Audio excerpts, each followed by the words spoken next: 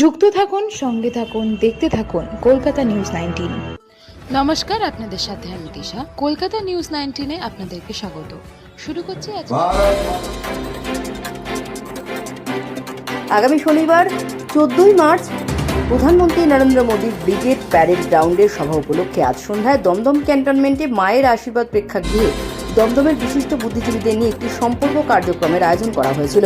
উক্ত অনুষ্ঠানে উপস্থিত ছিলেন উত্তরপ্রদেশের খাদ্য এবং আয়ুষ মন্ত্রী দয়াশঙ্কর মিশ্র, সায়ন্তন বসু, অরিজিৎ বক্সি, সুদীপ্ত গুহ সহ দমদমের বিভিন্ন ক্ষেত্র থেকে বুদ্ধিজীবীগণ। অনুষ্ঠানটি সঞ্চালনা করেন পার্থ ভদ্র এবং লক্ষণ সেন।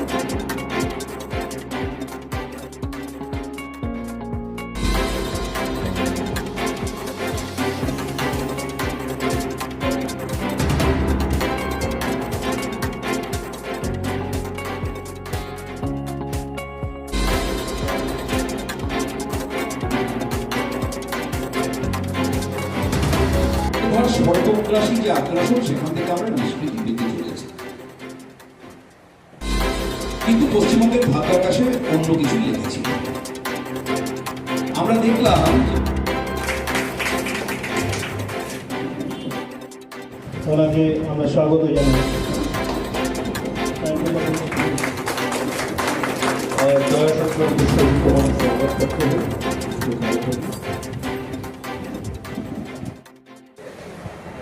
অ্যাডভোকেট, আমাদের সকলের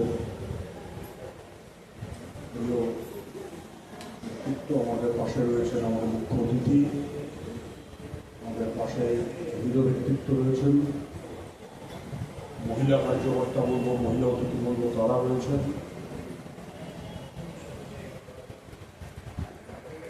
তখন কার্যক্রম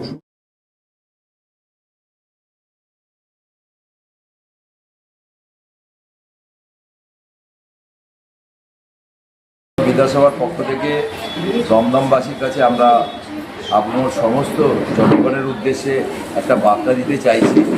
আগামী 14ই মার্চ ব্রিগেড প্যারেড গ্রাউন্ডে এক ঐতিহাসিক জনসভা, যেই জনসভা সারা ভারতবর্ষে একটা রেকর্ড। কেননা বর্তমান পশ্চিমবঙ্গের যে অবস্থা, সেই অবস্থার পরিপ্রেক্ষিতে এই জনসভাটা একটা মূল্যবান জনসভা, যেখানে সাময়িকভাবে আমাদের প্রধানমন্ত্রী সেই দিন টোটাল ঘোষণা করবেন যে পশ্চিমবঙ্গ আমরা কীভাবে বঞ্চিত হয়েছি এবং আগামী দিনে মোদিজির কী পাওনা পশ্চিমবঙ্গের জন্য মানুষ পাচ্ছে না, সেই বিষয়টা তিনি পূর্ণাঙ্গভাবে বলবেন। এবং শিল্প সম্বন্ধে সিঙ্গুরে প্রত্যেকে আক্ষেপ ছিলেন যে সিঙ্গুরে মোদিজি কিছু বলেনি, আগামী ব্রিগেডে তিনি ঘোষণা করবেন এবং আমরা পশ্চিমবঙ্গের সমস্ত মানুষ আমরা যাব আগামী 14 তারিখ। আমিও সবাইকে বলবো, দমদমবাসীর উদ্দেশ্যে আপনারা আসুন, পায়ে পায়ে উড়িয়ে ধুলো ব্রিগেড, সবাই মিলে একসঙ্গে ব্রিগেড চলো। আজ বিশেষ আন্তর্জাতিক নারী দিবস। এই দিবসে আমি একটা কথা বলতে চাইছি, দুদিন আগে এই পশ্চিমবঙ্গে শাসকের আইন চলছে। দুদিন আগে যাদবপুর আইসি মদ্যপ অবস্থায় একজন তারই সিভিক এক নারীকে যেভাবে গাড়ির মধ্যে শ্লীলতান্বিত করেছে, সাময়িকভাবে প্রশাসন তাকে ট্রান্সফার করেছে, কোনো রকম শাস্তি দেয়নি। আজকে নারী দিবসে নারীর সম্মান বাঁচানোর জন্যই আমি এটুকু বলতে চাইছি যে নারীর সম্মান বাঁচানোর জন্য কঠোরতম শাস্তি আমি আজকে এখান থেকে ঘোষণা করছি। আমরা রাজ্য বিজেপির তরফ থেকে ইন্টেলেকচুয়ালদের একটা মিট করছি আজকে মোটামুটি পুরো রাজ্যে।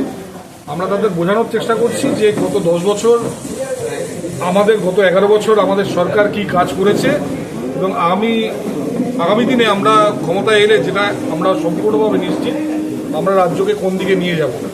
যদিও আমাদের তাপসদা বা স্বপনদা ওনারা আগামী দিনে নির্বাচনী ইস্তাহার বা যেটাকে বলে সংকল্পপত্র তৈরি করছেন এবং উনি পেশ করবেন।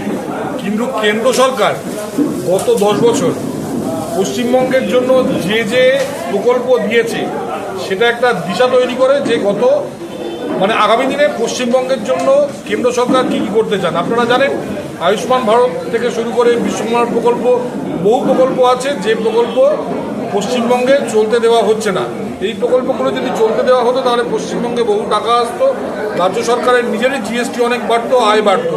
সেটা না করে রাজ্য সরকার আজকে আপনারা দেখছেন যে বিভিন্ন জায়গায় ধার করে বেড়াচ্ছে, 8 লক্ষ কোটি টাকা প্রায় ধার হয়ে গেছে। পশ্চিমবঙ্গ প্রায় 3 লক্ষ কোটি টাকার মতো বন্দর, এয়ারপোর্ট, রোড, মেট্রো রেল বিভিন্ন প্রজেক্ট দেওয়া হয়েছে সেন্ট্রাল থেকে, কিন্তু মমতা ব্যানার্জি কাজ করতে দিচ্ছেন না। এই কাজ করতে দিলে কিন্তু রাজ্যেরই ইনকাম বাড়তো।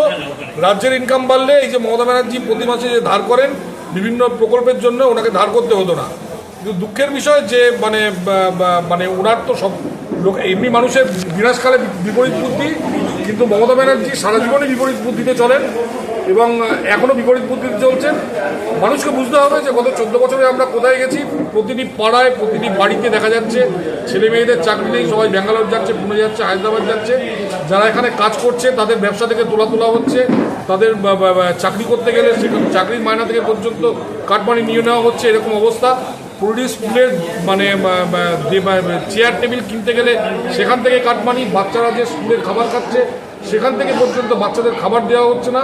এখন ভোটের আগে বলছে প্রত্যেকটা বাচ্চাকে 1 না 2 করে ডিম দেবে আর ফলের টুকরো দেবে। ফলের টুকরো মানে আমি জানি না একটা পেয়ারাকে 15 ভাগের 1 ভাগ করে দেওয়া হবে নাকি, কিন্তু আপনারা বুঝতে পারছেন। এবং গতকাল থেকে 1500 টাকা করে বেকার ছেলে মেয়েদের দেওয়া শুরু করেছে। কিন্তু ঘুষ দিয়ে মানুষকে কিন্তু দিগ্ভ্রষ্ট করা যাবে না। আপনারা জানেন 2,42 লক্ষ লোককে মমতা ব্যানার্জি লক্ষ্মী ভাণ্ডার দেন, কিন্তু তাদের আধা বা তার বেশি মহিলা কিন্তু মমতা ব্যানার্জিকে ভোট দেন না, যে জন্য মমতা ব্যানার্জি আবার লক্ষ্মী ভাণ্ডারের টাকা সেভাবে বাড়ায়নি।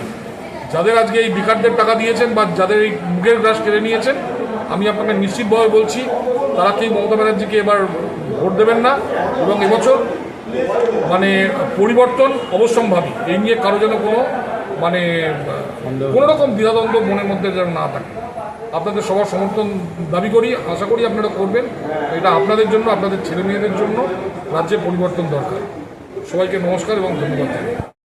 আজকের এই কার্যক্রম আমরা করছি, এ ব্যাপারে আজ আপনার কি মতামত?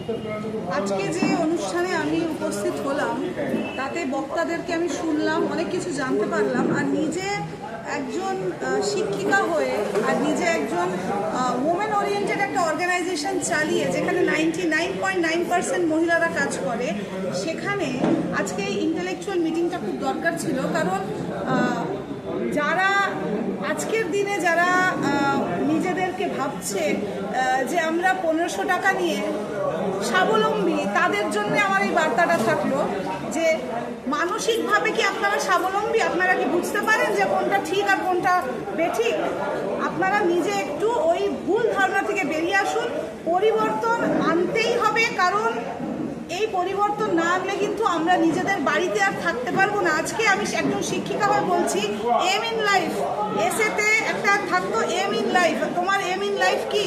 তখন এম ইন লাইফে লিখবে, আজকালকার বাচ্চারা কি লিখবে বলুন তো? আমি একজন শিক্ষিকা হয়ে বলছি, এম ইন লাইফ লিখবে একজন জনপ্রতিনিধির চামচ, হাতা, খুন্তি হব। এর বাইরে কিন্তু তাদের আর এম ইন লাইফ কিচ্ছু নেই। কেউ বলছে না যে ডাক্তার হবো, ইঞ্জিনিয়ার হবো, কি সায়েন্টিস্ট হবো, কিচ্ছু না। তাদের মধ্যে এখন ইচ্ছা আছে জনপ্রতিনিধির কোনো একটা হাতা, খুন্তি, চামচ হলেই তার হয়ে যাবে।